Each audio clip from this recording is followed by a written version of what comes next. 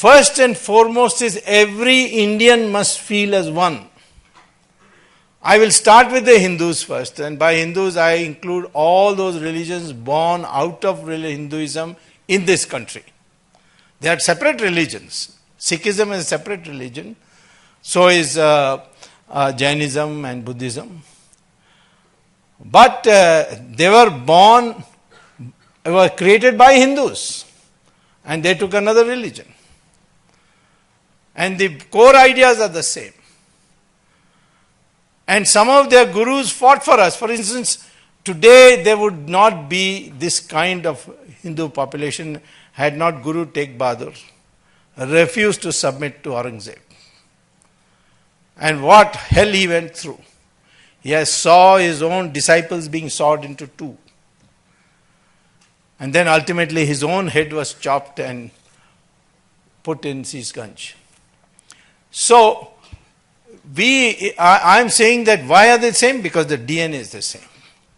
DNA is the only guarantee of ethnicity. When people say Sri Lanka has got an ethnic war, no, they are Tamils and Sinhalese. Sinhalese came from Bihar and Orissa. And Tamils came from Kerala and Tamil Nadu. So we are the same people. And I tested this once. I've told this in many, many meetings. When Raj Thackeray was saying that Bihari taxi, UP taxiwalas are taking the jobs of us Marathis and was smashing taxis. That time I asked a friend of mine, you are known to Raj Thackeray, can you get me a sample of his hair? Because you can test DNA through your hair or your skin or blood. So he said, yeah, I go to the same hairdresser as him. So I'll bring you. So one day he brought me a bottle of his hair. Then I paid 100 rupees to a taxiwala and said, can I take a sample of your hair? He thought it was a little nuts, but for 100 rupees he was willing to do it.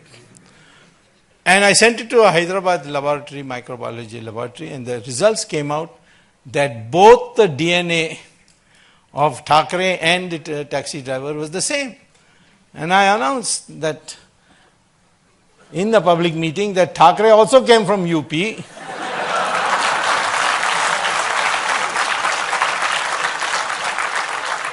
And I'm ready to prove it on a platform. Because you get mobile testing units. Now, the surprise is that Brahmins and scheduled castes also have the same DNA. Hindus and Muslims have also the same DNA. Of course, Christians too. People say, no, the color is different. Color has got nothing to do with race. Color has got to do with pigmentation's response to the sun. If you are near the equator, the sun's rays directly hit you. If you take out your pigmentation, your color will be white. That's what happened with Michael Jackson. He went to a doctor and said, take out my pigmentation, and he became a white man. So, I'm saying, therefore, the first thing that must be in your mind if you want to motivate somebody, please give up all these distinctions. Particularly this Varna classification. Why? Because it was originally meant for discipline to be followed. It was never birth-based. You have an authority of Lord Krishna in Gita saying, Varna Vyavastha is based on gunas. In our entire history, cultural history, you have a rishi, Maharishi like Vedavyasa who wrote the Mahabharata. His mother was a fisherwoman. Valmiki wrote the Ramayana. He was born in a Dalit family.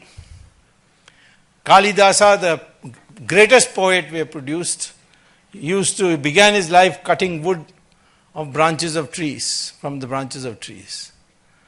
The greatest rishi we had, rishi of rishis, was Vishwamitra. And he was born in a Kshatriya family. And therefore I say, and of course I have told you that Ravan was a Brahmin. Ram was a Kshatriya. Ram killed Ravan, but the Brahmins don't say, hey, this Ram killed one of us Brahmins. and therefore we cannot worship, and nobody can says that. Because the duty of these castes, varnas, caste is got nothing to do with varna. The Westerners confuse caste and varna. Varna is a four-way classification. And even where there was at a period, particularly after the coming of the Buddhists and then the Islamic invasions, a section of our society which became untouchables, according to the principles laid down at that time, the children of scheduled castes are not scheduled castes. And I illustrate this by saying, Dr. Ambedkar, he went to Columbia University, 1916, scheduled caste person going to Columbia University. Remember, Ambedkar was not his name. His name was Mahar, last name was Mahar. His teacher was a Brahmin whose name was Ambedkar, and he said, you can't progress till you change your name, take my name. That's how he became Ambedkar. He went to Columbia, wrote a PhD in economics, and his thesis by then contemporary standards is top class. Then he went to London, got a law degree, came to India, piloted the Constituent Assembly, the Constitution, draft Constitution, became a noted jurist. And people in Congress party call him Bhim Rao.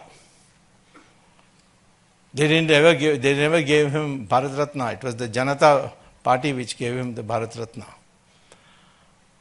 Jawaharlal Nehru went to Cambridge and failed.